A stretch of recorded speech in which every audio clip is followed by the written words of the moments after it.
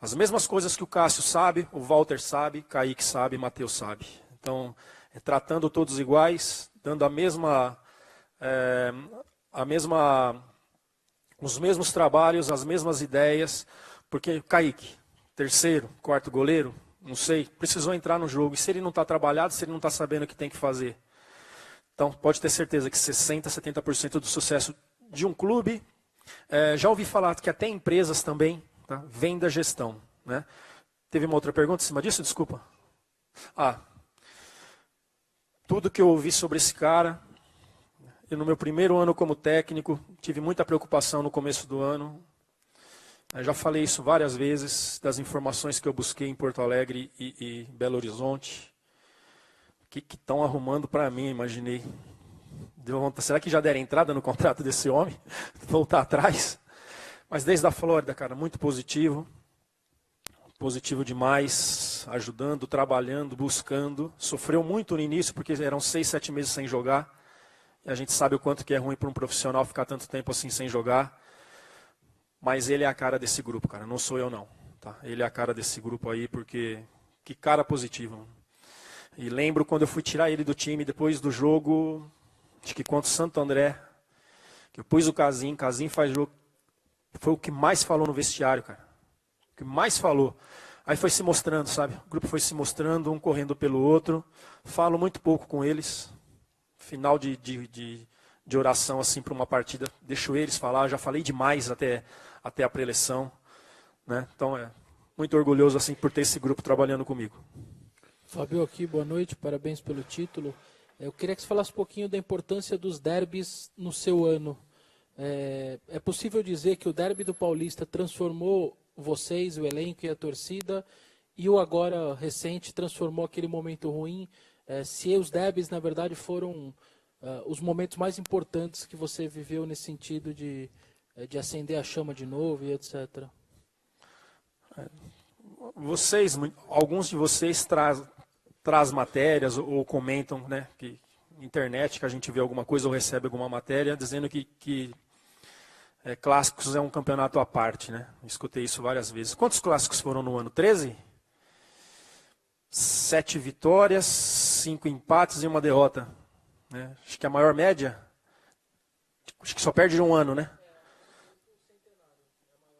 Maior média. Pô, brincadeira, cara. Todo mundo começou a olhar diferente depois do primeiro jogo contra o Palmeiras aqui, como foi aquela vitória. Expulsão do Gabriel, jogar com um a menos contra uma equipe qualificada do Palmeiras. Depois vieram vários clássicos, acho que só contra o São Paulo foram 6, contando com a Flórida. Depois vem o último jogo agora contra o Palmeiras, né, em cima de uma pressão dos maus resultados que nós tivemos. Uma derrota para o Palmeiras naquele momento ali ia para 2 pontos e o campeonato ia só se decidir mesmo, acho que na última rodada, se acontece uma derrota para o Palmeiras. A equipe se comportou muito bem, teve personalidade para fazer um jogo, principalmente no primeiro tempo, né? Um jogo pegado, jogo de clássico mesmo, né? E fazendo o resultado no primeiro tempo. É uma equipe, cara, que pode ter suas deficiências, vocês podem procurar um monte de coisa, e que tem defeitos sim, não é porque ganha que está tudo certo, mas assim, é uma equipe com muita personalidade. Para jogar em time grande tem que ter personalidade, né? Não pode escutar um grito da arquibancada e já não querer mais a bola. Então é uma equipe que se comportou muito bem, principalmente nos momentos grandes, nos jogos grandes. Carille, parabéns aqui. Sobre o jogo de hoje, o time saiu perdendo no primeiro tempo de 1-0, no segundo tempo mudou de atitude. O que você falou no vestiário para a equipe para ter essa mudança, além da tática que foi saindo lá do 4-2-3-1 para o 4-1-4-1? A expectativa, muitas vezes, ela te atrapalha. Né? E você vem para um jogo, a primeira bola parada do adversário faz 1-0. Eu achei que estava querendo falar com os meus jogadores aí, mas não estava conseguindo pelo barulho da torcida, normal. A gente começou a acelerar demais. Começou a só jogar para frente. E futebol, a mudança de corredor, sair de um lado, terminar no outro, fazer a defesa adversária balançar, ela é muito importante. Né? Mas mesmo assim, criamos oportunidades, teve uma bola que o João não chegou, que eu me lembro, essa daí foi a mais clara, assim, questão de time. E o segundo tempo você vem, 5 minutos, 2-1, é isso? Quanto? 3 minutos. É coisa de Corinthians, né? É coisa de Corinthians, cara. Corinthians acontecem umas coisas que não dá para entender, né? De repente muda e você fica com vontade de voltar no sistema, porque você faz o resultado 2-1 e sabendo que a vitória te dá o título, põe um segundo volante, tira mas a equipe se comportando bem, acabei deixando mais até o final. Né? O Cleison voltou a sentir cansaço no final e acabei colocando o time que mais jogou dentro de campo. Né? Com Gabriel, Maicon, Rodriguinho por dentro, Jadson e Romero com o Jô. E depois no final aí, premiando o Danilo, que tá. Só eu sei a luta desse cara aí para voltar. Né? Foi uma contusão aí que ela não foi fácil, não. Carille, aqui à sua direita. Parabéns, Carille. O Zupac falava daquela sua apresentação lá na salinha do Parque São Jorge, a gente estava lá, né? E hoje você vem aqui depois da conquista do segundo título. Então a pergunta que eu te faço é a seguinte: o que você aprendeu agora, né, que você pode lembrar, que você aprendeu de lá para cá com a conquista de 2 títulos, né? Qual foi o grande aprendizado que você teve? E durante sua entrevista coletiva você dizia que ainda tem um objetivo. Aí a gente começa a pensar aqui, eu estou entendendo o seguinte, que falta de todos os times do campeonato o Corinthians vencer o Flamengo. Seria mais uma marca, que é o seu adversário. Não sei se é isso, e se isso também pode ser importante para coroar esse título. Não, não é, porque esse jogo é domingo, eu só vou falar semana que vem. Né? Não é.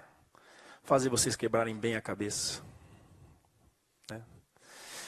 Desculpa, Garrafa, qual que foi a primeira pergunta? Muito trabalho e seguir as minhas convicções. Muito trabalho e seguir as minhas convicções. Para o ano que vem, sei que vão ter algumas mudanças. E nessas minhas férias eu já vou começar a ver, com o elenco que eu vou ter para o ano que vem, a melhor forma para aquele time jogar e eu começar a trabalhar o quanto. Primeiro treino com bola já vai ser direcionado para uma ideia de jogo. Né? Então é trabalho e convicção. Carille, boa noite. Nas primeiras coletivas do ano, acho que até a metade do ano você falava muito do Tite. Em toda coletiva te perguntavam da relação, de seu aprendiz, enfim. E de uns tempos para cá esse assunto morreu nas suas coletivas. Eu queria saber, você tem mantido contato com ele, como tem sido, e a participação mesmo que indireta dele nesse seu sucesso no primeiro ano como treinador? É que também parou as perguntas sobre isso, né? Na verdade, quem que você se espelha? Mano, Tite, enfim. Uma coisa natural, porque foram 2 anos e meio com o Mano e um pouco mais de 5 anos com o Tite. Né? Sim, falo sempre com ele, cara. Muito pouco sobre futebol, muito pouco.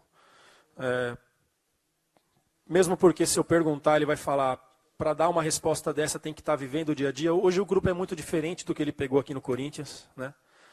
Mas tenho contato com ele sim, mas muito pouco falamos sobre futebol. E a questão de falar, não tem problema nenhum em falar disso. Né? Porque é uma verdade, quem acompanha o dia a dia vê que os trabalhos são os mesmos, são parecidos. Né? Que realmente as perguntas pararam sobre isso, começaram a falar mais do Fábio Carille, criar um nome, né? Ficando mais forte nisso. Mas o contato com ele aí sempre tem. Fábio, boa noite, parabéns pela conquista. Queria que você falasse para a gente um pouquinho mais a respeito do Danilo. Se durante essa semana, esses últimos dias, você já planejava realmente colocá-lo dependendo da situação do jogo? E como é que foi essa volta? Como é que foram esses momentos que antecederam essa entrada dele em campo? Por tudo que você falou que ele viveu, por tudo que você acompanha de perto essa luta do Danilo. Estou com vontade de colocar o Danilo já há muito tempo, cara. Há muito tempo, mas os resultados não estavam ajudando para isso. Só vejo ele jogar como 9, como um centroavante. Você tem o Jô bem demais. Sabia que o Casim não ia aguentar o jogo passado e no final ali ele teve câimbra, mas já não tinha mais substituição, mas aí o jogo ficou 1-0, sai o Cleison, precisava de um jogador de transição, não deu para colocar o Danilo, mas já tem muito tempo, cara, que eu estou querendo colocar, porque é um cara exemplar demais, né? Demais, não reclama de nada, trabalha muito, né? Foi uma lesão que não foi fácil, né? Não foi fácil. Mas vamos ver esses últimos jogos aí, se a gente consegue. Não parei para pensar ainda, mas temos 3 jogos aí. Bem provável que eu coloque esse grupo aí para dar uma rodada. Carille, boa noite, que é o centro. Você dizia que seria normal uma oscilação do Corinthians no segundo turno, como o Corinthians realmente de fato oscilou. Mas o que aconteceu para depois do jogo contra a Ponte Preta, o time engatar 4 vitórias seguidas e conquistar o título hoje? Teve uma mudança significativa para que o time voltasse a jogar aquele bom futebol e engatasse 4 vitórias seguidas? O futebol, a porcentagem é bem alta, depois eu até posso passar para vocês. O time que sai na frente, acho que tem mais de 70% de chance de ganhar. Infelizmente, a gente deixou de sair na frente no segundo turno. O primeiro turno só teve um jogo, que foi contra o Atlético Paranaense em casa, que a gente saiu perdendo. O restante, todos sempre à frente, e isso faz a diferença. Então, teve jogos que a gente criou oportunidades, não fez, o adversário fez e ficou aquele jogo amarrado. Se eu não me engano, depois eu... Até por curiosidade, acho que são mais de 70% da equipe que sai na frente vence. E a gente deixou disso fazer, o adversário fazendo gol, se trancando bem, a gente tendo dificuldade. Mas assim, falando de rendimento, vou falar só de 2 jogos para que vocês vejam como eu penso. Vitória e Atlético Goianiense, 2 derrotas que nós tivemos em casa. Saí muito chateado e triste pelo desempenho contra o Vitória. A gente não merecia ganhar em nenhum momento. Contra o Atlético, sai triste pelo resultado. E muito feliz pelo desempenho. É assim que eu tenho que ver futebol. Muitas vezes ganhamos o jogo, já aconteceu isso daí no vestiário. Ganhamos, mas precisava ter sido mais. Perdemos, mas jogamos muito. Eu tenho que ser verdadeiro com os meus atletas. Então eu não posso questioná-los, não posso cobrá-los em cima de resultado, e sim sempre em cima de desempenho. Carille, boa noite, bem aqui na primeira fileira. Primeiro, parabéns pelo trabalho, por ter levado o Corinthians ao título de heptacampeão brasileiro, o maior campeão do século XXI. Queria te perguntar com relação ao momento que o Corinthians estava oscilando e todo mundo dizia que o Palmeiras ia atropelar. Você chegou a temer a perda do título?